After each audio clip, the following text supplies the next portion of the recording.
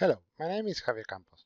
I am a physical architect at Keysight, and I also represent Keysight at 3GPP Rank 1 meetings. In this webinar, we will discuss and present the key technologies and concepts that will be part of the NR physical layer. NR New Radio is the 3GPP effort to develop the standards for the next generation of 5G wireless communication systems. The first release of NR will be ready by December this year. With almost all of the physical layer aspects of NR already decided, it is a really good time to take a moment and go through the key aspects of NR and be ready once the final specification version is finished. After this webinar, you will be familiar with the 3GPP roadmap with regards to NR, especially the Rank 1 group, which is responsible for Layer 1 specifications. We will try to explain some of the basic aspects of 3GPP standardization, but this is not this webinar intention to detail how 3GPP works. After this webinar, you will be also able to identify the most important differences between LTE and NR.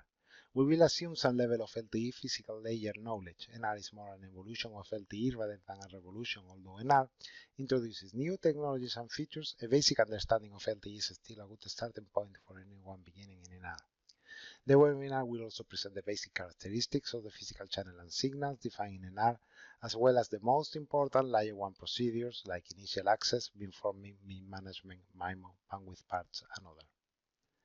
NR introduces changes with respect to LTE in 4 main categories. We will go in detail through all of them, and after the webinar you will have a basic understanding of the technical aspects, implications, and motivations of these key technologies. For the moment, we will just go and give them a brief look. First, we have waveforms and frame structure. NR introduces new concepts with respect to LTE, like scalable numerology, multiplexing of different numerologies, and dynamic TDD duplexing mode in additions to LTE's FDD and static TDD. The second new NR technology is millimeter wave operation. Operating a network at millimeter wave is not an easy task. The special characteristics of signal propagation at these frequencies make it necessary to introduce new concepts like beam sweeping, beam management, and massive MIMO. The third NR key aspect is low latency. Although LTE is in the process of introducing some low latency aspects like shortened TTIs, NR is designed from the beginning with a focus in reducing latency. In order to achieve this goal, NR introduces a new scheduling unit called mini-slot, CBGs or code block group-based retransmissions, as well as using a front-loading scheme for the data channel DMRS or the modulation reference signals. Finally, making NR future-proof has been one of the most important goals during the standardization process. The intention is that new features can be easily added to NR without breaking compatibility with older devices. The key element that will enable this is the concept of bandwidth parts, but there are other changes compared with LTE that will help in this goal, like reducing the number of signals that must be always transmitted and removing any fixed time relationship between channels. We will start the webinar with an overview of the 3GPP roadmap, current situation, and plans for the future after the first NR release. Then we will start with the NR Layer 1 topics by talking about the waveforms, numerology, and frame structure. We will then continue with the initial access and beam management procedures. These procedures are really new for NR since they are motivated by the operation at millimeter wave frequencies. After that, we will go through the rest of the physical channels and signals for both uplink and downlink. And we will finish the webinar talking about the operation of bandwidth parts. All the content presented in this webinar is aligned to October Rank 1 90B's meeting, which is the latest Rank 1 group meeting that was held by the time this webinar was recorded. So the content we are about to present is as updated as it can be. So, let's get started with the first section of this webinar. As we discussed earlier, NR is the 3GPP effort in providing a 5G wireless communication standard. NR will target 3 different use cases, each of them with different requirements and service characteristics. The first one is eMBB or Enhanced Mobile Broadband. This use case is for high throughput and high mobility users and services. The second one is MMNTC or Massive Matching Type Communications. This use case is characterized by high density of devices with low data rate communications and high power efficiency. The last one is URLLC or Ultra Reliable Low Latency Communications. It is characterized by 2 distinct aspects, very low latency and highly reliable communications. Mission-critical services will typically fall within this category. Not all of these three use cases will be supported in NR from the beginning, but as the specification evolves in the future, NR will eventually cover all of them. 3GPP is the group responsible for the NR specification. The specification work began in 2016 during the 3GPP Release 14 timeframe. It started with 3 different study items where the channel model, requirements, and scenarios, as well as the technical aspects of NR were evaluated. A study item in 3GPP terminology is a phase of 3GPP work whose goal is to explore the technology and perform feasibility studies and recommendations for the standardization work itself. This standardization work is done later in a work item. Work item phase follows the study item phase and uses the evaluation results and recommendations to generate the actual specifications. In the case of NR, the work item started in June this year and will continue until June 2018. NR is part of 3GPP Release 15, and as so, it is intended to be finished by June 2018. But early during the NR study item, there was a lot of pressure from the industry to accelerate NR. As a result, it was agreed to have an initial feature-limited release by December this year. We will cover the scope of this first release in the next slides. After this initial Release 15 specification is provided, the rest of the Release 15 work will be completed and released by June 2018 as originally planned. After that, the NR work won't end. During the first half of next year, 3GPP will start working on study items in order to prepare the work for Release 16. The current plan is to start Release 16 specification work items in late 2018 or early 2019. And NR will continue evolving after that with Release 17 and beyond. In this webinar, we will be focusing only on Release 15, especially on the initial December release. 3GPP is currently 100% focused on this deadline, and no discussions are allowed that are not part of this first milestone. As mentioned, Release 15 will be the first NR release. This first release won't include all the features and characteristics for the 3 use cases we discussed earlier. In this slide, we can see the high-level features that are in the scope of Release 15 and which are not. NR Release 15 will include support only for eMBB and ultra-reliable low-latency use cases. It will also feature carrier aggregation as well as mobility between NR and LTE. Although both eMBB and URLLC are within the scope of Release 15, the initial December release will only be focused on eMBB, non-standalone connectivity mode. Some aspects of low latency will also be part of this initial release, while the rest of the features will be standardized by June 2018 as expected. Operations at frequencies above 52 GHz will be not part of this release. The MMTC use case will not part of Release 15 either, and the same happens for the features like internet working with non-3GPP systems like Wi-Fi, vehicular communications, multicast and multimedia broadcast, and unlicensed spectrum. Some of these might be part of Release 16, some not. This will depend on how the Release 16 study items go and what 3GPP decides to prioritize for Release 16 once it starts preparing the standardization work for this next release.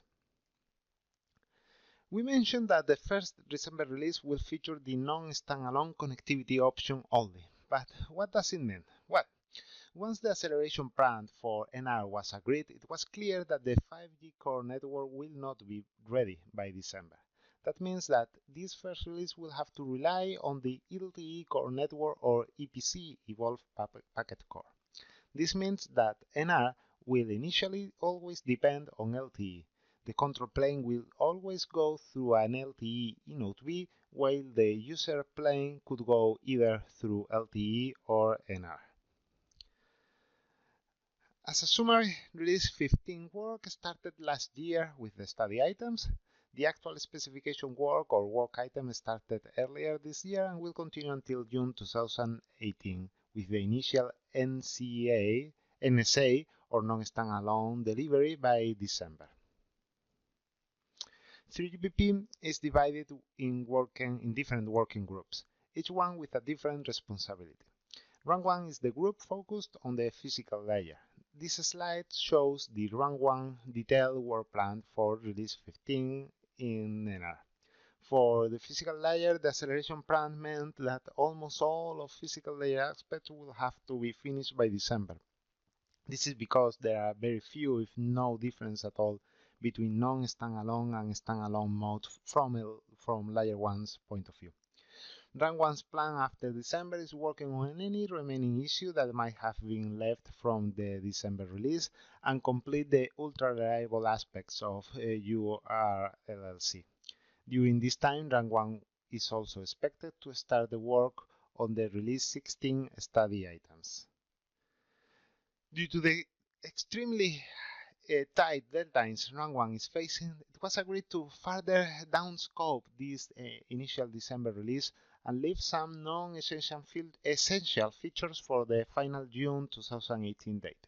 The most important features that have been dropped from this initial release are multi-TRP or multi-panel and multi-beam transmission and reception, and some mini-slot aspects. Further in this webinar, we will cover mini-slots. Run 1 planned more features for them, especially in terms of supported length, but it was decided to go the current level of agreement for this first release. Now that we have an overall view of the scope of the NR physical layer, the result will be the set of layer 1 specifications showed on this slide. The specifications for NR will be organized like in LTE. For instance, the 211 will cover physical layer and 212 channel coding. The physical layer procedures that were described in 213 in LTE are now split in two. 213 for control procedures and 214 for data procedures. In the slide, you can also see the document numbers with the latest specification draft version by the time this webinar was recorded. These documents can be accessed by anyone, and we will provide a link by the end of the webinar so that you can go and download them. Finally, we will give a brief overview on some of the things that might be coming for Release 16. In the slide, you can see some of the already approved study items for Release 16. Those are study items for a licensed spectrum access, non-orthogonal multiple access or NOMA, V2X communications, use of NR over non-terrestrial networks like satellite communications, as well as implications for integrated access and backhaul for NR. As discussed, the work for these study items will start early next year. It is not guaranteed that they will be part of Release 16 since they will depend on both the outcome of these study items themselves and the 3GPP decision of prioritizing tasks for the next NR releases. Now, let's move to the first NR Layer 1 specific topic. In this section, we will discuss about the waveform, numerology, and frame structure for NR. In this section, we will learn three main aspects of the NR waveforms and frame structure. First, we will understand how NR implements a scalable numerology and how it impacts some FDM parameters like slot duration and what implication it has for multiplexing of different numerologies. Second, we will introduce two different scheduling schemes in NR, slot-based and non-slot-based. We will learn the basic different use cases that motivate the introduction of non-slot-based scheduling. Finally, we will see how the dynamic TDD duplexing mode works and how the link direction is indicated to the UIs. We will start with the waveform-related aspects of NR. In downlink, NR uses OFDM with cyclic prefix or CP-OFDM waveform. In uplink, it uses both CP-OFDM and DFT spread OFDM. If we recall from LTE, these are the very same waveforms that were used, with the exception that LTE's uplink was a DFT spread OFDM only. In NR, the uplink waveform is selected by the network between CP-OFDM and DFT spread OFDM, and this covers two different use cases. CP OFDM enabling is intended for high throughput and MIMO scenarios, while DFT spread OFDM is targeted to power limited scenarios due to its better power efficiency. Both waveforms will be used in an orthogonal multiple access framework. Other schemes like non-orthogonal multiple access or NOMA, although extensively discussed both in LTE and during NR study item phase, will not be part of Release 15. The maximum number of subcarriers will be 3,300. LTE used 1,200 as the maximum number of subcarriers. In NR we have 3,300, and this means that FFT sizes will have to go up to 4K depending on the system bandwidth, while LTE had a maximum FFT size of 2K. The maximum channel bandwidth is also increased from 20 MHz in LTE to 400 MHz in NR, and the maximum number of component carriers is 16. Although it is important to note that this is from signaling point of view. It is not expected to actually support 16 component carriers of 400 MHz each, but the exact combinations of component carriers and system bandwidth as a function of the frequency range is run for responsibility, and this is still under discussion. Before continuing, we would like to emphasize that these agreements are for frequencies below 52 GHz and do not include MMTC. This means that a different set of waveforms might be selected for matching type communications and frequencies above 52 GHz in the future.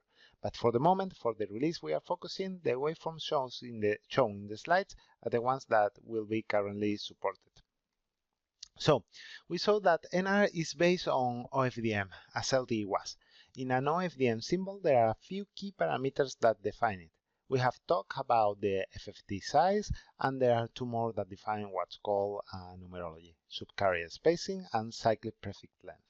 In LTE, the subcarrier spacing was fixed at 15 kHz. In NR, the subcarrier spacing will be scalable as a power of 2 of 15 kHz. This will allow for better coexistence between LTE and NR, something that would have been much more difficult if a different subcarrier spacing was selected. Having different subcarrier spacing allows supporting services with different requirements, from high reliability use cases to low latency use cases. Since NR can operate at millimeter wave bands, having the option to use big subcarrier spacing is also required. The phase noise at those frequency bands is bigger than the typical phase noise experienced in LTE. One of the main ways of overcoming this increased phase noise is to use larger subcarrier spacing. As a result, 15 and 30 kHz will be used for synchronization and broadcast transmissions below 6 GHz. 15, 30, and 60 kHz will be used for data transmission below 6 GHz. But in this case, 60 kHz subcarrier spacing for below 6 GHz is optional for the UEs. For frequency bands above 6 GHz, 120 and 240 kHz will be used for synchronization and broadcast, and 60 and 120 kHz for data.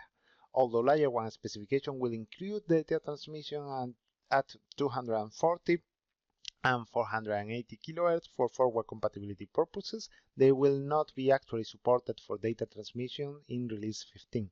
The timing constraints that 240 and 480 kHz forces to the implementation are believed to be beyond what is reasonable to achieve right now. During the study item, subcarrier spacings below 15 kHz, this is with this mu parameter below 0, were discussed. The typical use case for such low subcarrier spacing is MMTC and multicast. As we saw, both use cases are not part of Release 15. That's why they are not currently defined in the spec. But we will see 3.75 kHz in the future as those use cases are introduced to the specification. Regarding cyclic prefix length, a single length is supported in all cases but 60 kHz, where a normal and an extended cyclic prefix length will be included. This slide shows an example of the different cyclic prefix lengths and OFDM symbol length for the case of normal CP at all the data supported subcarrier spacing. The lengths are indicated assuming a 4K FFT. As you can see in the slide, 15 kHz subcarrier spacing is exactly the same as LTE for normal CP. And again, the intention is to support LTE and NR coexistence for that case. For other subcarrier spacing, an OFDM symbol in 15 kHz will contain 2 to the power of mu OFDM symbols at that specific subcarrier spacing. And all the CP length will be the same among all the OFDM symbols, but the first one in each 500 microseconds. These rules guarantee OFDM symbol alignment between the different numerologies, and that will make multiplexing of different subcarrier spacing, both in time and in frequency, much easier. Now that we have mentioned multiplexing of different numerologies, let's stop for a moment and talk a little bit about that. NR will support multiplexing of different numerologies both in time and frequency. In release 15, NR will not mandate a UE to transmit and receive with more than one numerology at the same time. In FDM, there are 2 use cases for this multiplexing of numerologies. The first one is multiplexing data channels with data channels using different numerologies. As said before, and not in downlink nor in uplink, it will be supported to transmit and receive from a UE using 2 different numerologies, but having downlink in one numerology and uplink in another one will be supported. Another use case is multiplexing of the synchronization signals and the data channels using different numerologies. This case is optional from a UE point of view. Special care must be taken when transmitting and receiving simultaneously using different subcarrier spacing. In general, the different subcarrier spacings are not orthogonal between them. This means that, for example, a 30 kHz transmission can interfere a 15 kHz transmission on the adjacent frequency resources. 2 things can be done to mitigate this interference: either include guard bands between different numerologies to reduce the interference level, or filter the transmission of the different subcarrier spacings to reduce the interference caused to adjacent channels, although other more complex options can also be considered. We have said that multiple numerology transmission and reception is not supported, but this is only from the UE point of view. The G-Node-B can still transmit and receive using different numerologies to and from different UEs, so this problem still exists. In the downlink transmission, it is implementation specific. A G-Node-B with good filtering characteristics between numerologies can assign them close together, and a G-Node-B with worse filtering will have to separate them. In the uplink, there will be no additional RF requirements for the UE, so this is something to be considered by G-Node-B when planning the uplink resource scheduling between UEs using different numerologies. So, now that we have seen how OFDM numerology is scaled in NR, let's take a look at how it impacts the frame structure. NR uses the same frame duration as in LTE, 10 milliseconds. The frame is divided in tens of frames with 1 millisecond each as in LTE. But the similarities between LTE and NR ends here. The NR subframe is not related to the scheduling unit or TTI as it was in LTE. Here in NR is just providing a common time reference to which all numerologies can refer to. NR is instead assigning 2 different units, slots and mini-slots. The slots are composed of 14 OFDM symbols. This means that the slot duration will depend on the subcarrier spacing. Increasing the subcarrier spacing shortens the OFDM symbol duration in time, and hence it reduces the slot duration accordingly. As you can see in the slide, a slot at 15 kHz corresponds to 1 millisecond, and the length is reduced by powers of 2 as the subcarrier spacing is increased. The consequence is that the number of slots in a subframe change depending on the subcarrier spacing. This also impacts the TTI length, which can be from 1 millisecond at 15 kHz to 125 microseconds at 120 kHz. The mini-slot is a unit shorter than a slot. Can be either 2, 4, or 7 OFDM symbols, and can be located anywhere within the slot. Both the slot and mini-slot define 2 different scheduling schemes. The slot-based scheduling assigns the slots to UEs. This means that the UE monitors the control channels each slot, and the assignment is always referred to the slot boundaries. The non-slot-based scheduling is not anchored to slot boundaries. The UE monitors control channels in mini-slot, and the assignment is referred to these mini-slot boundaries, which can float within the slot, giving more flexibility in time domain assignments. But what are the motivations to include this non-slot-based scheduling scheme?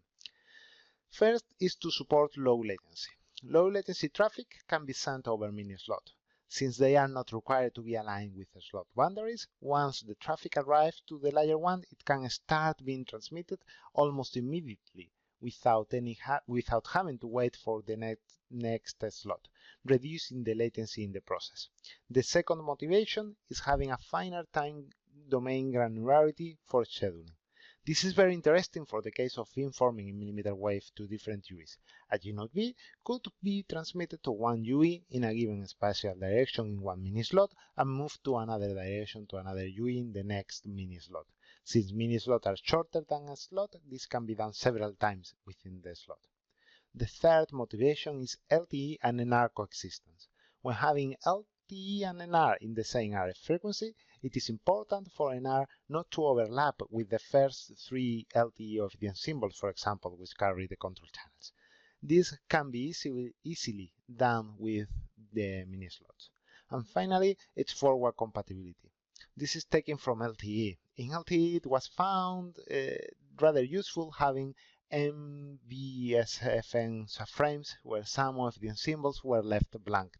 This has enabled many new features in LTE.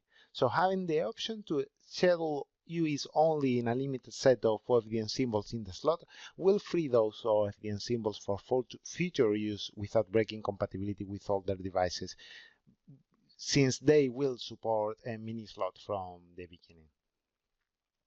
So, summarizing, in NR, the frame is 10 milliseconds long. It is composed of 10 1-millisecond subframes.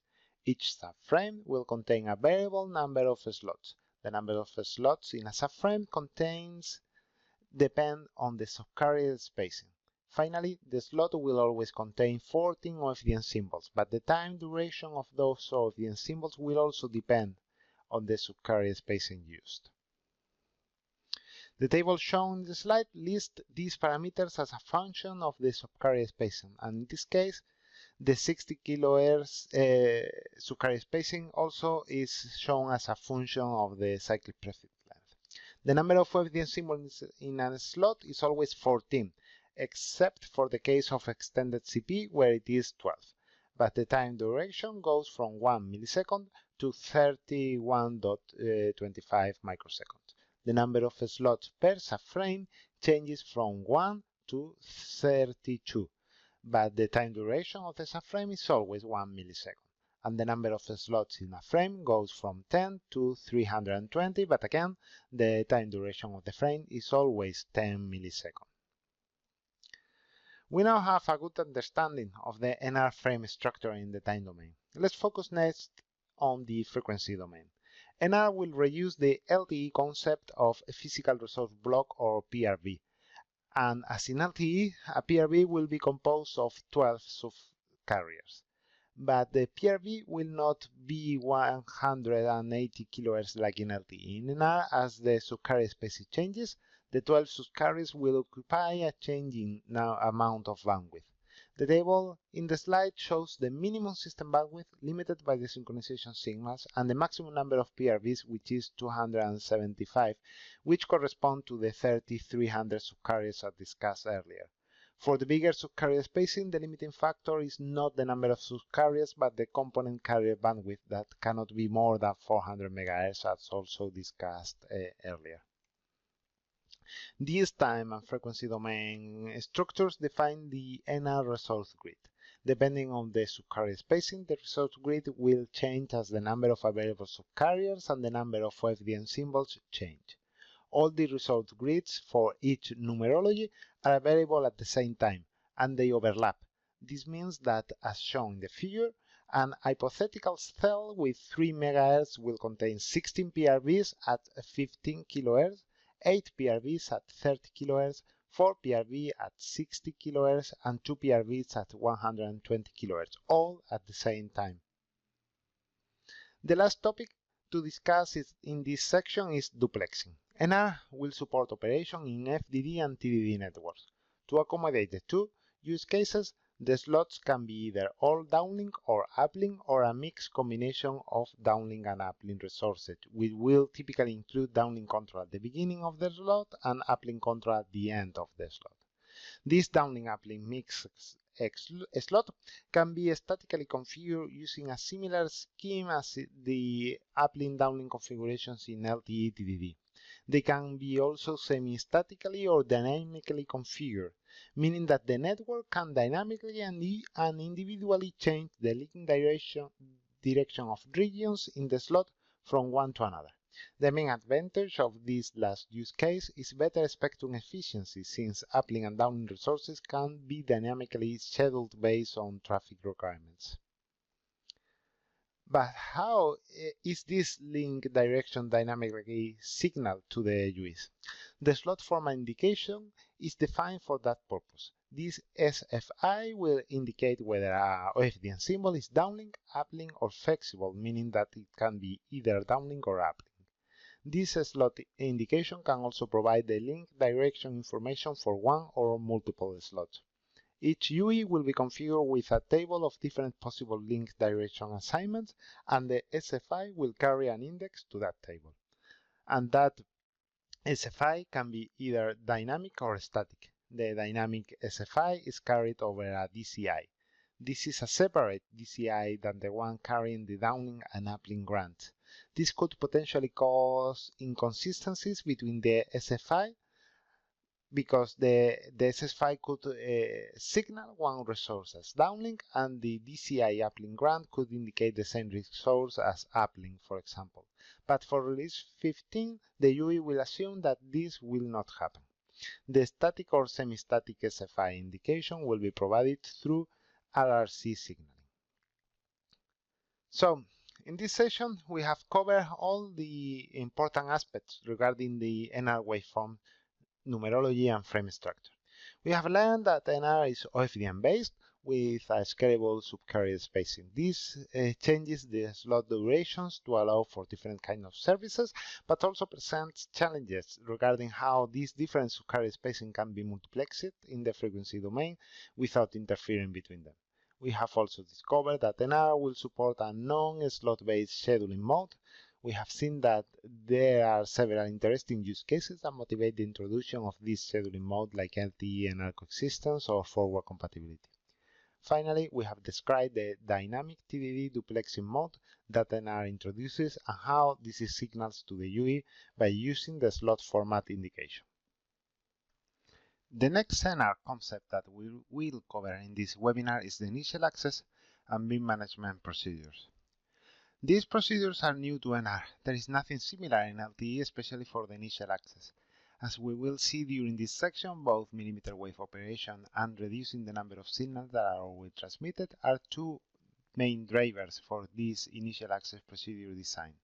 After this webinar, we will understand the concept of wind sweeping and its relationship, especially with millimeter wave frequency.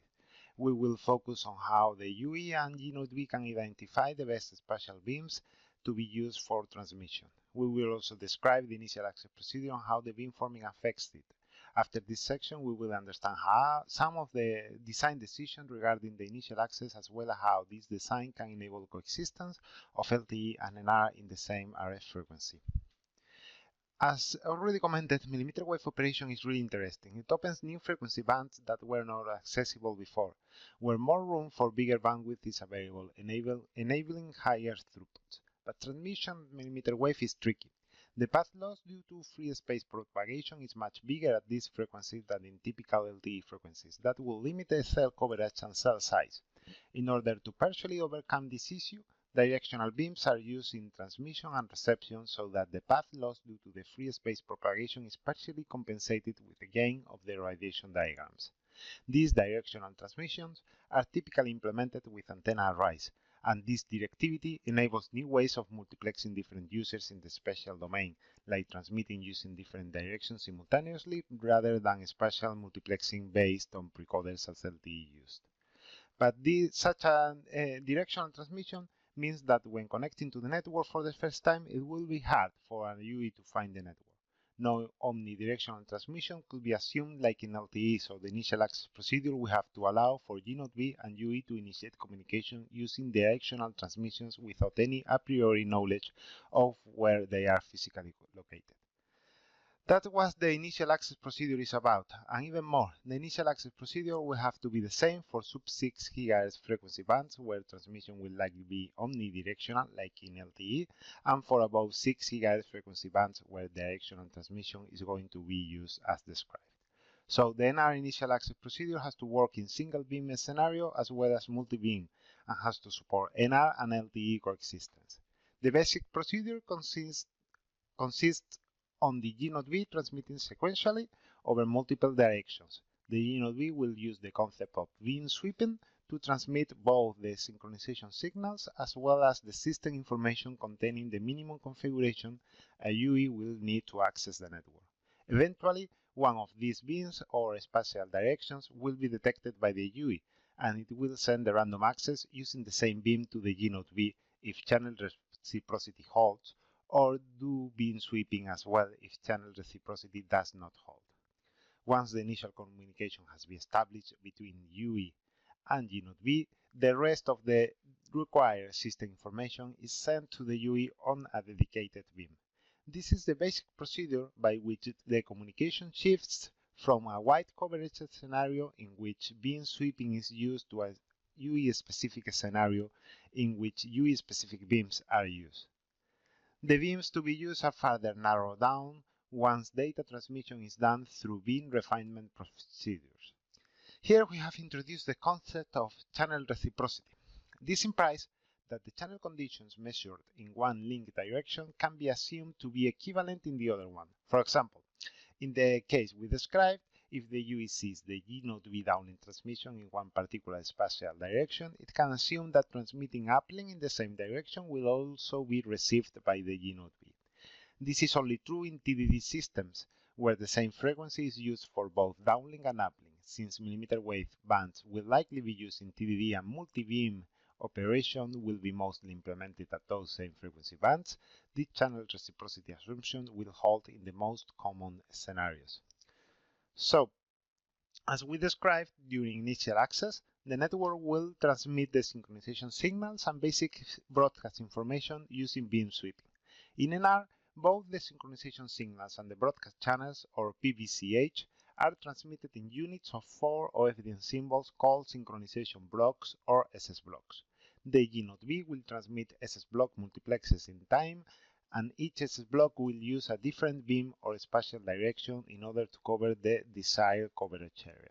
Eventually, one of these SS blocks, the one whose spatial direction is best suited for communicating with a UE, will be seen by that UE, and it will be able to decode the basic system information carried on to the SS block and initiate the random access procedure.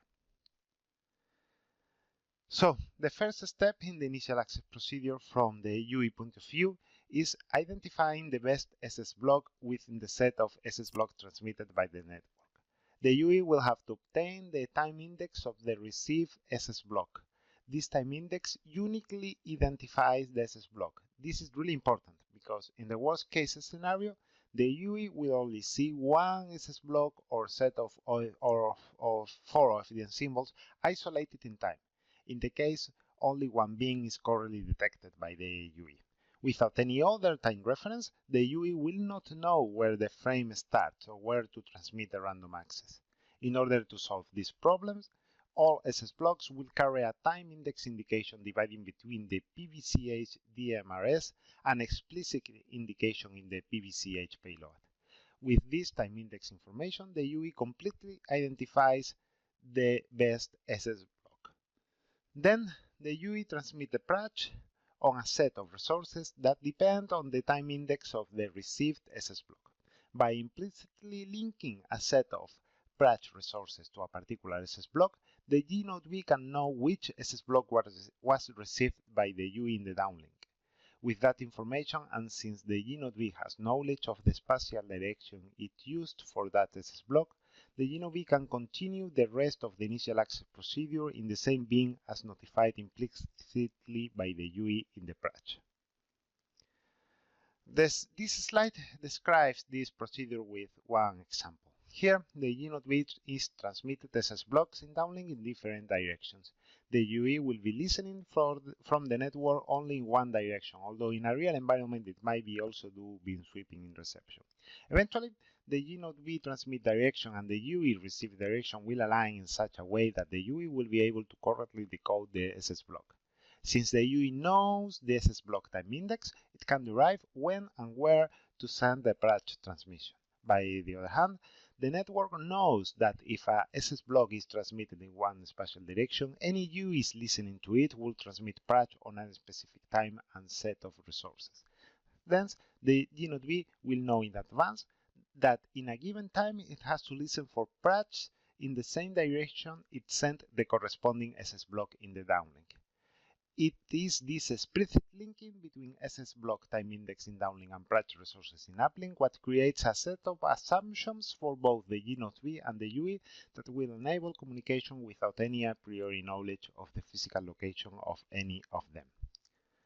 Unfortunately, things are a little bit more complex. As we said, SS block carry the synchronization signals and the PBCH. The PBCH contains the minimum system information, but that is not enough for the UE to send the PRACH. More information will be needed. The term remaining minimum system information is introduced. This RMSI will carry all the information the UE will require to access the network, and the minimum system information in PBCH will contain the basic information so that the UE will be able to decode the RMSI. Of course, here the concept of beam sweeping is still used, and for each SS block there will be a RMSI transmitted on the same direction as the corresponding SS block. The RMSI is carried onto PBCH, as we discussed. In its configuration is contained in the PBCH payload. This configuration consists, among other things, of the numerology of the to be used and the core set or set of control resources used for delivery of the downlink grants for this RMSI information. In the case the UE requires more system information, this will be transmitted onto PBCH using the same numerology as the remaining minimum system information, but on an on-demand basis. This means that system information delivery is different at the LTE in the sense that apart from SS block and RMSI, there is no periodic transmission of SIPs. Instead, the information is provided on a UE-specific manner only when required. This reduces the amount of blocked resources due to broadcast information transmission to a minimum. We have been discussing how the GNOV and the UE can transmit the synchronization signals and the PRACH respectively, but that's only the first step of the initial access or random access procedure. Although for NR, a random access procedure with only 2 messages was extensively discussed, in which only the PRACH and the subsequent response from the network will be enough to complete the procedure, it will not be introduced in release 15. For this release, the random access will be based on a 4-step approach, as it was the case for LTE.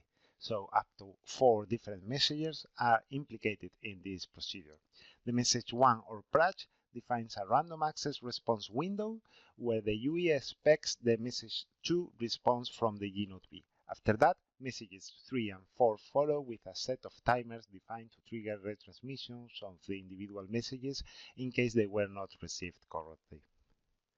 The message 1 or PRACH is sent from the UE to the GNOV. We will see in the next slides the different subcarrier spacings and formats defined for the PRACH, but for the moment we will keep the idea that the subcarrier spacing used in the PRACH by the UE is indicated in the RACH configuration in the RMSI. And as we discussed previously, the beam the UE uses in this PRACH transmission is selected by the UE itself, based on the received SS block in the downlink. The next message is sent from the GNOV to the UE. It uses the same numerology as the RMSI, and the beam used is derived from the beam the UE used or selected in the PRACH transmission as we described earlier. Then the UE sends message 3 to the GNOV using the configured numerology in RMSI, and a UE selected beam which will be typically the same as the message 1 beam. And finally, the G0B sends message 4 to the UE using the same numerology as with message 2. For the beam to use in this transmission, there are actually two options. The first one is that the previous message from the UE to G0B did not contain any beam report information. In that case, the same beam as in message 2 is used. If the message 3 from UE to the G0B did contain beam report information, the G0B could use that information to select a better beam onto which to send the message 4. Since this message is the first message the UE sends to the G0B that could actually contain data, because the message is a push rather than a PRACH, better and refined beam state information could potentially be indicated by the UE to the G0B, although this behavior is still to be agreed in Run 1. The initial access and random access procedures described is part of the NR beam management. The beam management is responsible for acquiring and maintaining a set of beams in the G0B and UE that can be used for downlink and uplink transmission and reception. This consists of several aspects. The first one being beam determination. This concept consists on how the G0B or UE selects its own transmission and reception beams. Beam measurement is used to measure the characteristics of the received beamformed signals. Beam reporting is used by the UE to report to the G0B information about the received beamforming signals obtained through the previous beam measurement. Finally, beam sweeping, as we already saw, is the operation intended to cover a special area with beams transmitted during a time interval in a predetermined way. For these purposes, UEs in idle mode will use the signals in the SS block as detailed in the previous slide. For connected UEs, the beam management is based on CSI reference signals or channel state information reference signals in the downlink and sounding reference signals or SRS in the uplink. This means that those signals will have to support beam sweeping and the beam reports will contain the measurements results from them. Working in a multi-beam scenario as we are describing could potentially force the UE to receive and transmit simultaneously in two different spatial directions. For release 15, UEs will not be mandated to support this case, since the typical UE implementation at first will have a single panel. From the UE point of view, a UE could not, for example, measure SS blocks in one beam and receive PBCH on a different beam. Note that this is only from the UE point of view. From the G0B point of view, nothing prevents it to transmit into different UEs simultaneously in different spatial directions if it supports it. We have covered the basic aspects of the initial access procedure. In the rest of the slides for this section, we will discuss the details on how the SS blocks and the PRACH are defined. The channels that define the SS block are the primary and secondary synchronization signals and the physical broadcast channel in downlink, as well as the physical random access channel in uplink. These downlink signals are the only ones that are periodically transmitted in NR, and even them can be turned off by the network, as we will see in next slides. As we emphasized, forward compatibility and coexistence with LTE are two very important goals for NR. To achieve them, it is convenient to have as little blocked resources as possible, so even if SS block transmission is periodic, having the option to turn off certain SS block location or opportunities will help the network avoid interference with LTE or future services or features that could be potentially added in upcoming releases. The SS block is composed of 4 consecutive FDM symbols, which contain one symbol for PSS, another symbol for SSS, and 2 symbols for PBCH. The SS blocks are grouped in SS burst, and those SS bursts are grouped again in SS burst set. The SS burst set is periodically transmitted each 20 milliseconds, and all the SS blocks are contained in a 5 millisecond window at the beginning of this 20 millisecond period as shown in the slide. Each of these SS blocks can be transmitted over different spatial directions to implement the beam sweeping technique we described earlier. So, as we saw in the previous figure, all SS blocks are confined in a 5 millisecond period that repeats each 20 milliseconds. This is the default periodicity that ideal UEs will assume. This means that the network could change the periodicity and use another one, but the UEs that have not accessed the network will have to assume this 20 milliseconds, and once connected will be notified of the actual value by DigiNote bit. The same happens for the case of the network turning off certain SS blocks. The UEs will assume that all SS blocks are transmitted, and once connected, the network will inform of which SS blocks are actually turned off, so that the UE can no longer measure them. The number of SS blocks that are periodically repeated depend on the frequency band. For 3 GHz or less, only 4 SS blocks in an SS burst set is supported, and this number is 8 between 3 and 6 GHz, and it is increased to 64 for above 6 GHz. This is related to the fact that as the frequency increases, the likelihood of using beamforming increases also. In the case of millimeter wave, a large number of SS blocks may be needed so that many spatial directions can be used to accommodate the desired beamforming pattern. As we saw, the different channels in the SS blocks are multiplexes in time. The frequency location of the SS block is not fixed, but could be located anywhere within the carrier bandwidth. This frequency location of the SS block could even not be aligned to PRBs. This together with the bandwidth pair concept that we will discuss in the last section of the webinar gives a lot of flexibility in the definition of the cell. So contrary to LTE, where synchronization signals were located in the center of the spectrum, in NR the SS block can be located in any position in the frequency domain. Several simultaneous transmissions of SS block in different frequency resources is also possible. The use case for this is related to how UEs can access the network in NR. In LTE, all UEs had to support the maximum 20 MHz bandwidth, but in NR this is not the case. Any UE, no matter the supported minimum bandwidth, can access the network no matter the cell bandwidth. And depending on the UE processing capabilities, it could potentially access the network as a single carrier or as intra-band contiguous carrier aggregation. For example, a UE can access a 400 MHz cell as a single cell with 400 MHz bandwidth, or as 4 contiguous component carriers, each one of 100 MHz. In this last case, a different set of SS blocks could be configured in each of these 100 MHz pieces, so that the UE accessing the network in this carrier aggregation mode can actually consider each of these component carriers independent carriers. So, it's time we give a deeper look at the SS block structure. As shown in the figure, the SS block is composed of 4 consecutive FDM symbols and spans over 20 PRBs. The PSS is transmitted on the center 127 subcarriers of the SS block in the first FDM symbol. The SSS is transmitted in the same resource elements or subcarriers in the third FDM symbol. The PBCH uses the entire 20 PRBs of the second and fourth FDM symbols, as well as 4 PRBs at each side of the SSS symbol. This slide shows the location in time of different SS blocks for the case of frequency bands below 6 GHz.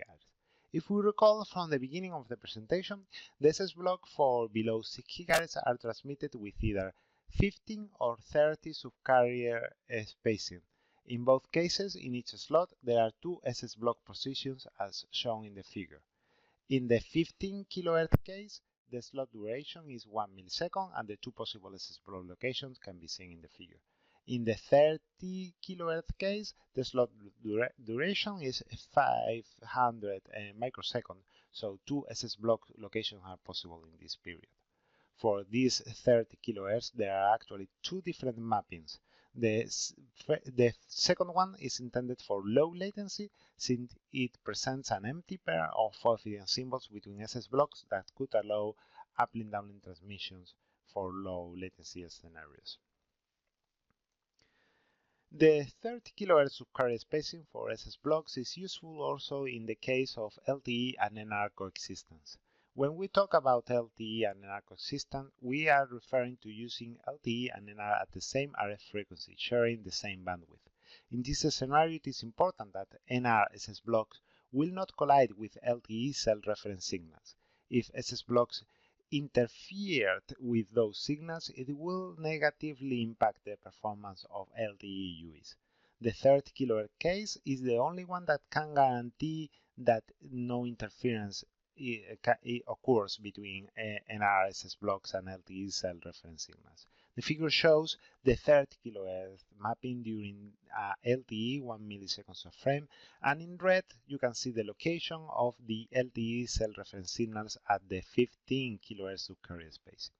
The yellow SS block will not interfere with the LTE cell reference signals. The green one does interfere, so the G0B must turn it off to avoid this interference. So LTE-NR coexistence forces the SS block to use third kHz, and the G0B must turn off any colliding SS blocks with LTE cell reference signals. A consequence of this is that LTE-NR coexistence will require a minimum bandwidth of 10 MHz, because this is the bandwidth used by the SS block at this third kHz subcarrier space. This figure shows the SS block locations in a slot for the 120 and 240 kHz cases. In 120 kHz we have 2 SS block locations in a 125 microsecond slot, and in 240 kHz we have 4 SS block locations spanning over 2 slots.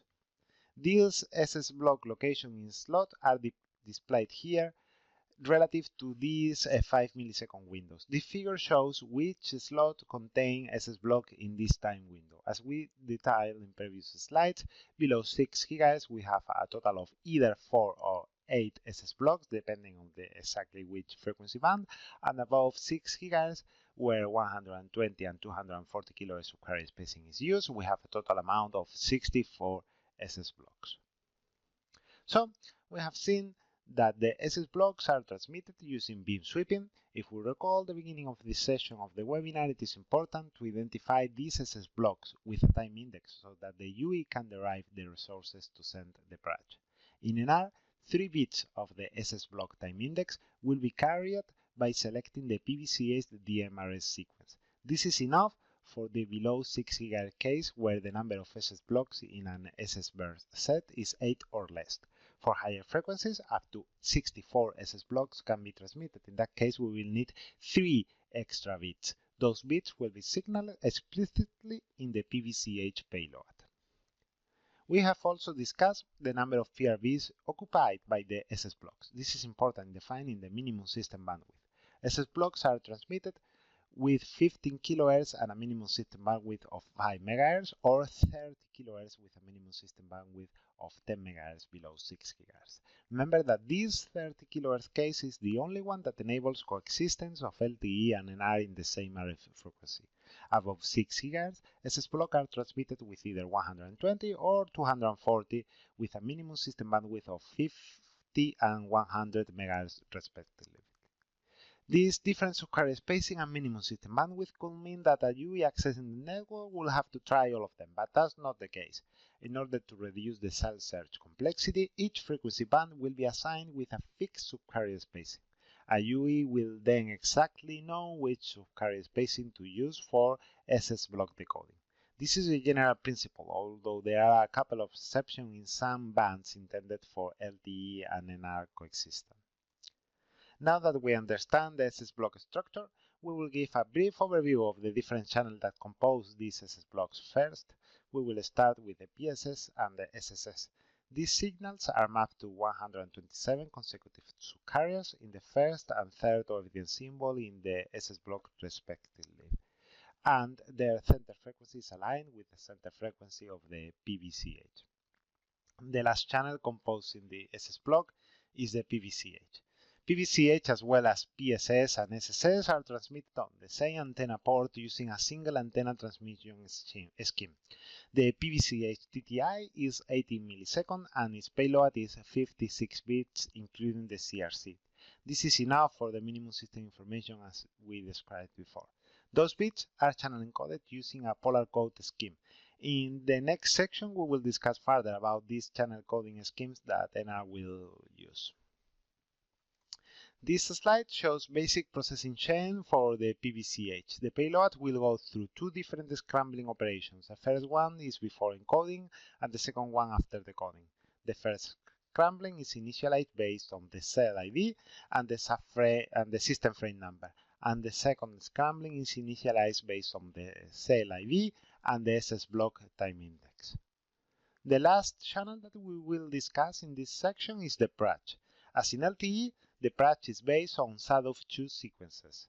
Two different PRACH types are defined in NR. The long sequence PRACH is only to be used below 6 GHz, and it is composed of long sequences in time with low subcarrier spacing. In this case, 1.25 kHz with a bandwidth of 1.25 MHz and 5 kHz with a bandwidth of 5 MHz. These long sequence PRACH are very similar to LTE PRACH sequences. In addition to the long PRACH, a short PRACH is also defined. The main difference is that the subcarrier spacing is much higher, 15 and 30 below 6 and 60 and 120 above 6. Since subcarrier spacing is larger, the time duration is shorter. This makes them extremely useful in frequency bands above 6 GHz in combination with beam sweeping. Although they are designed and intended for above 6 GHz, they could also be used for lower frequency bands. This slide shows the 4 different formats defined for the long PUC. As we discussed, this format has a small subcarrier spacing and very long duration in time. The basic structure is the same as in LTE. It's a CP followed by one or more sequences and finishing with a guard period to align to the slot boundaries. The short PRACH structure is essentially the same as the long one, CP followed by a repetition of PRACH sequences and ending with a guard period. The difference is a much shorter sequence of 248 samples in this case, so that the overall time duration of these PRACH are smaller. In the table, all the currently agreed PRACH formats can be examined. So, to summarize this section, we have learned that beam sweeping is required when operating at millimeter wave frequency. The use of beam sweeping affects the synchronization signal at PRACH design, since the initial access procedure has to account for the directionality of the transmissions. We have seen how identifying the SS block transmission in each beam with different time indexes and linking the PRACH resources to this index helps in this task. But even with this, operation at millimeter wave is hard. This directional aspect of the transmission is new to NR, and many details of all the beam management related procedure has to be narrowed down and specified before the initial December release. Finally, we have also gone through some of the considerations about the LTE-NR coexistence, especially how the SS block transmission can be used at 30 kHz subcarrier spacing to avoid interference with the LTE cell specific reference signals. We have discussed in the previous sections the PSS, SSS, and PBCH physical channels in the downlink, as well as the PRACH physical channel in the uplink. In this section we will go through the rest of the NR physical channels. In this section we will learn the different channel coding schemes used for NR, and we will go through the processing chain of the downlink and uplink data channels. We will also cover the different downlink and uplink physical channels. We will give special attention to how the channel structure is changed to allow for lower latency, and how the low latency traffic impacts the operation of eMBB data traffic. Finally, we will discuss how MIMO works for downlink and uplink channels, and the differences in how MIMO is used between sub-6 GHz and millimeter wave frequency bands. NR defines a similar set of physical channels as LTE did. We already covered PSS, SSS, and PBCH. In this section, we will cover the control channel or PBCH, the data channel or PBCH, as well as the channel state information reference signals or CSI reference signals. The tracking reference signals, or TRS, is a new reference signal that has been introduced in NR. We will see what it is used for in the next slides. In NR, PBCH carries the DCI as it did in the LTE. The modulation used for the channel is also QPSK, and the UE RNTI masks the CRC bits as it was done in LTE. For NR, the PBCH is divided in CCEs or control channel elements. Each CCE is composed of 6 resource element groups or REGs, where a resource element group is composed of one PRB in one OFDM symbol. The PBCH is encoded in a number of CCEs which depend on the aggregation level used for that particular PBCH. The PBCH will use a one-layer transmission scheme where the resource element group banding is applied. This means that the UI will assume the same precoder is applied to a set of resource element groups within the resource element group bundle. The set of resources where a PBCH can be mapped on is called a core set or control resource set. A core set contains a set of resource element groups, and it is configured by the network using RRC signaling. The core set configuration consists of the frequency domain resources to use, the starting OFDM symbol, and the time duration. This configuration can be UI specifically provided by the network, and the core set defines the search space for the UI to monitor control channels. This is another difference from LTE. In LTE, the control region was located at the first 3 OFDM symbols and was shared between all users. In NR, the control region is defined specifically for each UI. This not only adds flexibility for resource control allocation, but also allows operation of UIs not supporting the maximum bandwidth of the cell. A UI with a smaller bandwidth can be configured with a core set spanning only on its supported bandwidth, removing the requirement for UIs to receive in the entire bandwidth as it was the case for LTE. A special case of PBCH is the group common PBCH. This is a PBCH intended for a group of UIs, and it covers 2 main purposes. First, it carries the slot format indication. This was discussed at the beginning of the webinar.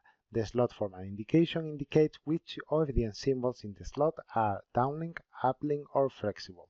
Second, it carries the preemption indication. This is related with a low latency traffic. This indication signals the UI that a low latency traffic transmission was done on punctual eMBB data transmission. We will discuss further about this case in a later slide. Now that we have briefly described the downlink control channel, let's have a look at the downlink data channel. The general aspects of this channel are similar to LTE. It carries user data, and the modulated symbols are mapped first across layers, followed by subcarriers, and lastly OFDM symbols. The modulations to be used in the first NR release are QPSK, 16 QAM, 64 QAM, and 256 QAM. In case the PBCH transmission is overlapped with core sets and SS blocks, the mapping will avoid those resources by great matching around them. For the case of collision with SS blocks, the network can specifically indicate to a UI whether PBCH is rate matched around a SS block or not. This is related to the fact that G node B may choose not to transmit some SS block.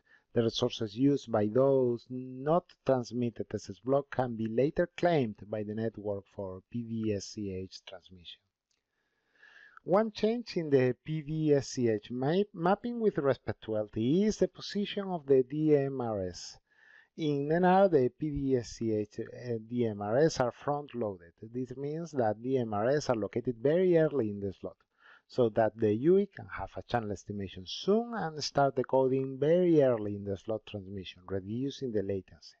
There are 2 mapping types for the demodulation reference signals, A and B.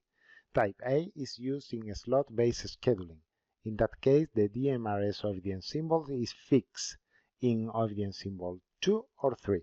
In type B, the OFDM symbol for PBCH will be the first PBCH assigned symbol. This type is used for non-slot-based scheduling, where assignments are not referred to the slot boundaries. That makes it impossible to use a fixed location of the DMRS in the slot, because the mini slot may be assigned anywhere within the slot. In case when a single channel estimation at the beginning of the slot is not enough, for example in high mobility scenarios, additional DMRS symbols might be configured. This is the case, for example, for PBCH that carry broadcast information, RMSI or multicast information. The G-Node B will have to transmit this information to many UEs, and it will not know which UEs are in high mobility or which are not. So it will use these extra DMRS symbols as a precaution. This slide shows the processing chain for the PBCH. It is really similar to LTE. The PBCH supports up to 2 code words, which are scrambled, modulated, and then mapped onto layers. The layers are then mapped onto resource element together with the DMRS and transmitted. Notice that there is no precoder defined. As in LTE transmission mode 9, for example, the precoder to use must be transparent to the UE and G-Node B implementation specific. Depending on the UE feedback, the G-Node B will apply whichever precoder it believes is the best for transmitting to the UE, and the precoder must be applied to both data and DMRS, not affecting this processing chain defined in the spec. So we have covered the basic structure of the downlink data channel for NR. We have talked about multiplexing the eMBB traffic with low latency traffic. Both of them carried onto this channel, onto the PBCH. We already discussed that the typical low latency transmission will be done in mini slot. This is because that transmission can start without having to wait for a slot boundary. In NR, it is possible to share resources between eMBB and low latency traffic. This can happen in 2 ways. The first one is preemption. This means that once a low latency traffic has to be transmitted while eMBB traffic is on the air, it will be done in the same resources as the eMBB traffic. The latter will be punctured by the low latency. The second option is not to do preemption and assign the low latency traffic to frequency resources not overlapping with the eMBB traffic. In the first case, the eMBB traffic is punctured. This means that certain audience symbols will replace and substitute with their corresponding low latency ones. This can optionally be indicated to all UEs receiving the original eMBB traffic.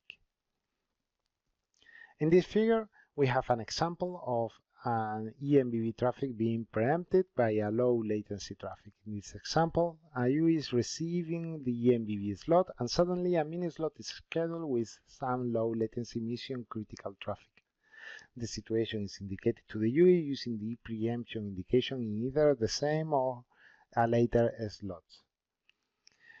Why is that useful? Well, if the UE knows that a OFDM symbol was punctured by another traffic, it can just skip the decoding of the affected code blocks and save power and processing time. Another thing it could do is in a future retransmission is not combine the content of the sought buffer with the retransmission. This last case will be further discussed in next slide. Although the indication can be provided after the slot where the puncturing occurs, there is a limit to that. There is a minimum processing time called N1, which defines the minimum processing time in the UE to send the hard feedback. This N1 time is notified by the UE to the G-Node B, and if the preemption indication is given after this time, the UE will not have time to actually do something with this preemption. Now, let's move to the next downlink physical signal, the Channel State Information Reference Signal, or CSI-RS. The CSI reference signals are used for 2 main purposes in NR: CSI acquisition and beam management. For Channel State Information acquisition, they are used to measure the channel characteristics and report information back to the G-Node B so that it can be taken into account when scheduling downlink data. For beam management, it provides a way for the UE to measure different downlink beams and report back the measurements to the G-Node B. So CSI reference signals are used to allow for channel and beam measurements by the UE and report the CSI feedback to the G-Node B. This feedback can be of 2 different types in NR, normal and enhanced. The normal feedback has similar characteristics to LTE. The channel matrix is reported using a set of PMIs or precoding matrix indexes with normal resolution. The enhanced feedback will allow higher resolution or explicit channel matrix reporting. This last feedback type is really important. A better CSI feedback means better information for the G-Node B, which can result in better downlink assignments. If we think about NR and LTE under the same conditions, for example 15 kHz of carrier spacing and 20 MHz bandwidth at the same frequency band, they are not much different, but having better feedback for CSI with this type 2 can make NR outperform LTE under the same conditions.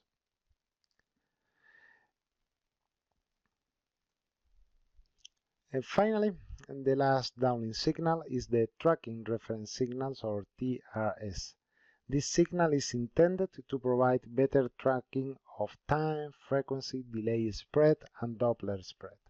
These TRS are UE specifically managed, and when configured, they consist of bursts of 4 OFDM, consecutive OFDM symbols. Now, let's have a look at the uplink channels. In the initial access section, we cover PRACH. In this section, we will cover the physical uplink control and data channels. As in LTE, the push carry both data and optionally UCI or uplink control information. As we described in the first section of the webinar, the uplink waveform can be either CP OFDM or DFT spread OFDM. Which waveform to use is signaled to the UE by the network. In the DFT spread OFDM case, that's only used for single layer transmission and it is intended for power limited scenarios. This waveform also supports intra-slot frequency hopping for more diversity. As in the downlink case, the push mapping is done in the same order as in LTE, first across layers, then subcarriers, and finally OFDM symbols. The push uses the same modulation as in downlink, with the exception that a P/2 BPSK is added only for DFT spread OFDM. The intention is to provide more PAPR gain for that waveform. The uplink transmission can be either codebook based or non-codebook based, and the transmission can be grant based or grant free. A grant-based transmission is a transmission signaled by the network using the corresponding DCI. A grant-free transmission is an uplink transmission done automatically by the UE without any explicitly a priori grant being transmitted in the downlink. The grant-free transmissions are important for low latency. Typically, a UE will have to request uplink data transmission using a scheduling request and then wait for the G0B to deliver an uplink grant.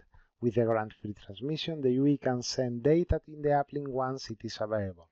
There are two types of grant-free transmission. In both cases, the set of resources the UE can use for uplink transmission are configured semi-statically via RRC.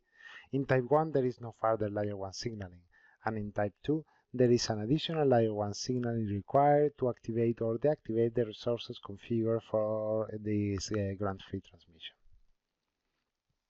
The push reference signal structure is similar to the downlink case. The DMRS are front-loaded and additional OFDM symbols can be configured for high mobility cases. The only difference is that the DMRS sequence itself changes depending on the waveform. For CP OFDM is the same as in downlink, and for DFT spread OFDM is a SADOF2 based sequence. The following figure shows the coding chain for push for the CP OFDM waveform. It is very similar to the downlink. The only difference is that the precoder is included in this case after the layer mapping. In uplink, as in LTE, the precoder to use is explicitly included in the specification. One of the reasons is multi-user MIMO. When the G0B configures multi-user MIMO, it has to coordinate the precoders between different users so that the data streams for each one can be correctly separated. In downlink, this is no problem. The G0B has total freedom in defining the precoders and thence can coordinate them accordingly. But if freedom was given to the UEs in uplink, that would be impossible.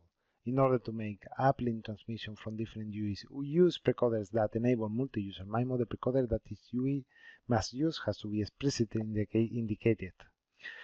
The other figure shows the same coding chain for the DFT spread OFDM. The transform precoder is inserted between the layer mapper and the precoding, and only one code word is used in this case.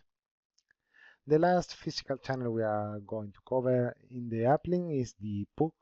As in LTE, in NR the PUC carries UCI, hard feedback, and scheduling request. Two different PUCs are defined, long and short. The long PUC spans over many OFDM symbols, while the short PUC could use only one or two OFDM symbols. In the table shown in the slide, you can see the different PUC formats divided between long and short and classified as a function of the supported number of information bits. The PUC format 0 is a short PUC for 2 or less number of information bits. This PUC is based on sequence selection. That means that the bits are not modulated in the signal. Instead, 4 different 12 subcarrier sequences are defined, and the sequence used depends on the information bits. The format 2, by the other hand, does modulate the data on the subcarrier used by the PUC. In the figure of that slide, you can see where the DMRs are mapped in a PRV used for this PUC format. Format 1 is a long PUC used with 2 or less bits. This PUC uses 12 subcarriers and between 4 and 12 FDM symbols. The structure is similar to LTE's PUC format 2. The information bits are modulated onto a single modulated symbol, which is later spread with a subsequent sequence for each FDM symbol. DMRs are introduced in every other symbol in the time domain. 2 extra PUC formats, 3 and 4, will be defined, but details of their structure are still under discussion. This long PUC can be configured with intra-slot frequency hopping for more diversity and span over more than one slot with inter-slot frequency hopping optionally available. So we have discussed the main physical channels in downlink and uplink. In order to complete the physical layer description, we will have to consider also the channel coding schemes. For NR in eMBB use case, LDPC or low density parity check code are used for eMBB data channels, and polar codes are used for eMBB physical control channels as well as for the PBCH. These channel coded schemes are believed to provide better throughput performance and latency than LTE's turbo convolutional. Although this does not mean that there is no room for the coding scheme in the future, since the channel coding schemes for their use cases are not part of Release 15 scope. This slide shows the basic coding scheme for the downlink channel. It is very similar to LTE. A CRC is attached to the transport block, then it is segmented onto code blocks, and an additional CRC is attached to each code block. Then LDPC encoding is performed for each code block, and the last steps are rate matching, interleaving, and concatenation of those code blocks. The same applies to the uplink, with the exception that UCI can be piggybacked on push as it was the case in LTE. In that case, there is extra data and control multiplexing operation as shown in the slide. One difference with respect to LTE is the addition of code block group-based retransmissions. In NR, it will be possible to retransmit the code blocks that fail the coding rather than the entire transport block again, as it was the case for LTE. This will save resources during retransmission and improve latency, since the processing of those retransmissions will be lighter, since only a few of the original transmitted code blocks will be decoded. The DCI will include information not only of the group of code blocks that are being retransmitted, but also the behavior with respect to the subbuffer. When processing a retransmission, the received new information is traditionally combined with the previous original transmission. This combining scheme works if the code block was retransmitted due to SNR, but if, for example, the original transmission failed because it was punctured by low latency traffic, as we discussed earlier, then the information from the original transmission does not correspond to the same retransmission. In that case, it is better to flash the previous received information from the soft buffer, since it actually corresponds to the low latency traffic. This is not the only information to be indicated by the DCI. In LTE, once a DCI was delivered, the time offset between that grant, data transmission, and expected feedback was fixed. That meant that just giving a downlink grant will automatically block a set of downlink and uplink resources for that queue. In NR, this kind of fixed relationships between channels will be removed. The goal is to better support forward compatibility by not locking resources in one link direction to the transmission on the other one, so the network will have more freedom in assigning resources and avoiding conflicting ones.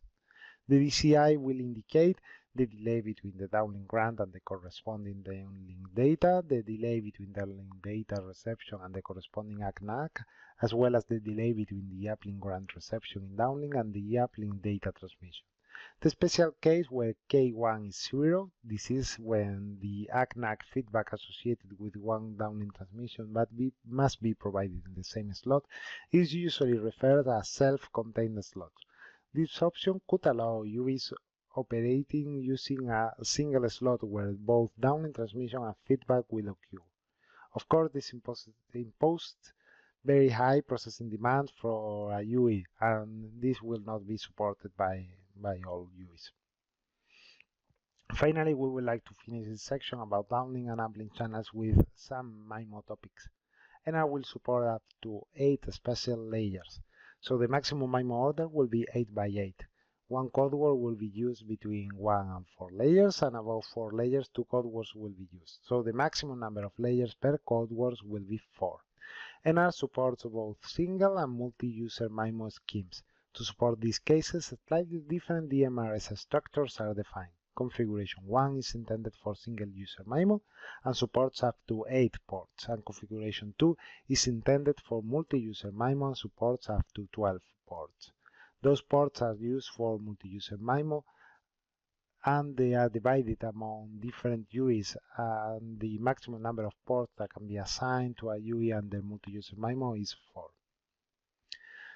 MIMO use cases may differ between sub-6 GHz frequency bands and millimeter wave. The deployment scenario is different in both cases. Sub-6 GHz typically use large cells with high mobility of users, while millimeter wave will typically be used in small cells with low mobility. The typical MIMO order also changes. For single users, sub-6 will have 8 by 8 MIMO as we described before, but millimeter wave is not expected to use MIMO orders larger than 2 by 2 or 4 by 4. The number of users to support is also different. Sub-6 will target more users due to its greatest coverage area than millimeter wave. So, Sub-6 will typically use higher MIMO orders and support spatial multiplexing for single and multi-UEs by exploiting the spatial layers.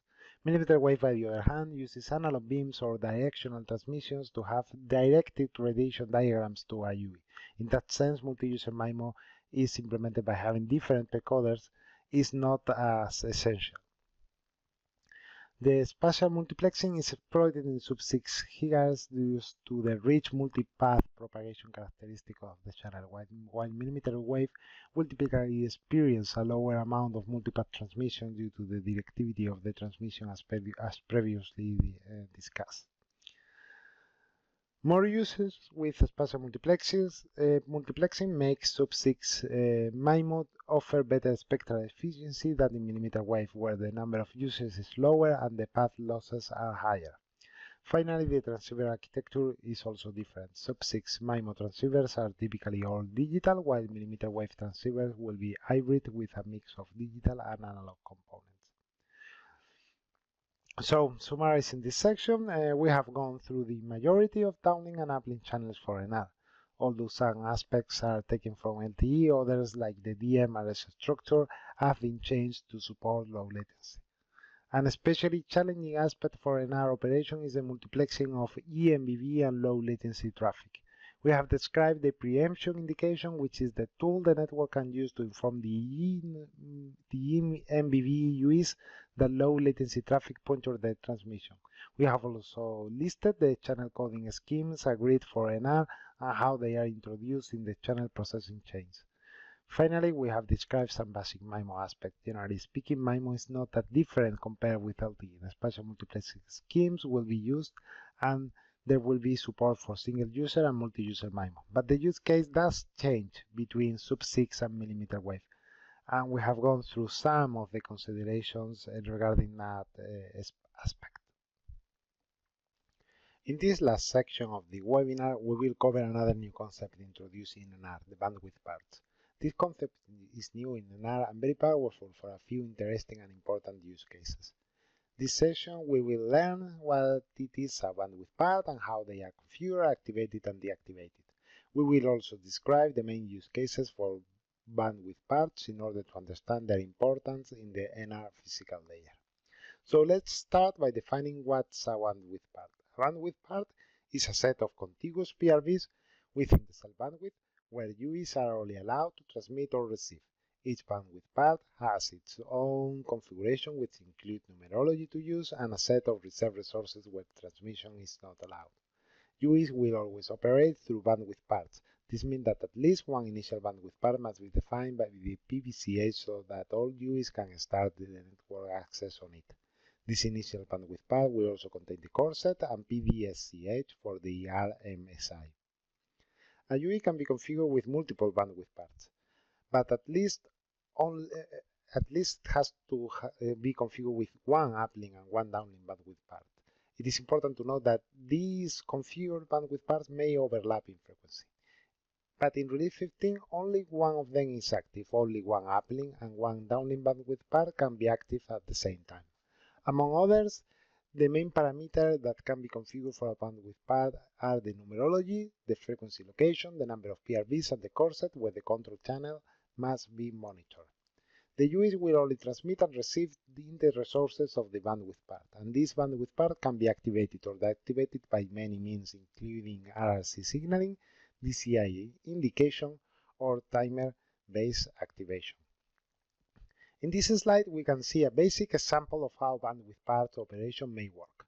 There is an initial bandwidth part configured in the PBCH, which is used by all UEs for initial access. After that, by either DCI or RRC, the UEs can be moved to different bandwidth parts as required, using more or less frequency resources. But what are the use cases for these bandwidth parts? The first one is supporting UEs with reduced bandwidth capability. We already discussed that NR is different than LTE in this aspect. LTE mandated all UEs to support all bandwidth, and the UE will always access the network using the cell's bandwidth. In NR, on the other hand, a UE with less bandwidth than the cell will be able to access it. In that sense, defining a bandwidth part using the UE's minimum bandwidth and assigning it to the UE in a way to support this kind of scenario. Another interesting use case is power saving. If a UE does not require a big throughput, it can be moved to another bandwidth part with less bandwidth. The UE can then reduce its baseband processing clock because the bandwidth will be smaller and save power. Other use case is multiplexing on numerologies. Each bandwidth part has its own numerology, so UEs with different numerologies can be separated with the bandwidth part concept. Also, if the numerology for a UE needs to change, the bandwidth part for that UE will also be changed. Another use case is support of non-contiguous spectrum. If all the bandwidth parts defining a cell avoid a certain frequency range, effectively we are freeing those resources and avoiding any transmission from the network and UEs on those frequencies. Finally, the last use case is forward compatibility. This is linked with the previous use case. Having the possibility to avoid transmission of older devices in a given frequency range could make it easier to support new features in the future without having to consider the impact on older devices. So, the bandwidth parts are a really good addition to NR. We have explored in high level how they are configured and activated and some of the main scenarios in which they can be used. So, this ends the webinar, but before concluding, let's give a brief summary of the topics we covered. NR is the new 3GPP standard for 5G wireless communication systems. It will be introduced as part of Release 15 with two initial deadlines. By December 17, a first version will be delivered with essential functionality focused on eMBV, some low latency aspects of URLLC, and a non-standalone connectivity option.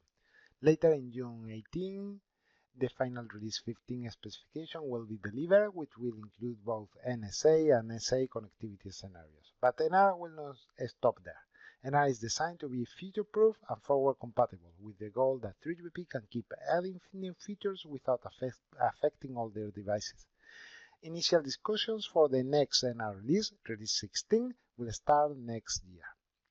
NR introduces many aspects, but in some others it's an evolution of LTE. In this table, you can see some of the key physical layer differences between NR and LTE. NR will support larger bandwidth, more component carriers, and more subcarriers. The subcarrier spacing is no longer fixed at 15 kHz but scalable. The new channel coding schemes that have been introduced are LDPC and polar encoding, and changes to DMRSs have been done to reduce the latency. Finally, a new dynamic TDD duplexing mode has been introduced. Some of the key aspects of NR are: first, the waveforms and frame structure. NR introduces new concepts with respect to LTE, like scalable numerology, multiplexing of numerologies, and dynamic TDD duplexing mode. Second is millimeter wave operation. The initial access have been designed to support beam sweeping, and beam management procedures have been described. Transmission with antenna arrays with multiple radiating elements are used to create directional beams as described in the webinar. The third aspect is low latency. NR is designed from the beginning with a focus in reducing latency. In order to achieve this goal, NR introduces a new scheduling unit called minislot, CBGs, or code block groups-based retransmission, as well as using the front-loading scheme of the data channel DMRS or the modulation reference signals. Finally, we have discussed many times during the webinar about making NR future-proof. The key element that will enable this is the concept of bandwidth parts. But there are other changes compared with LTE that will help in this goal, like reducing the number of signals that must be always transmitted and removing any fixed time relationship between channels. Finally, here you have some links that you might find useful.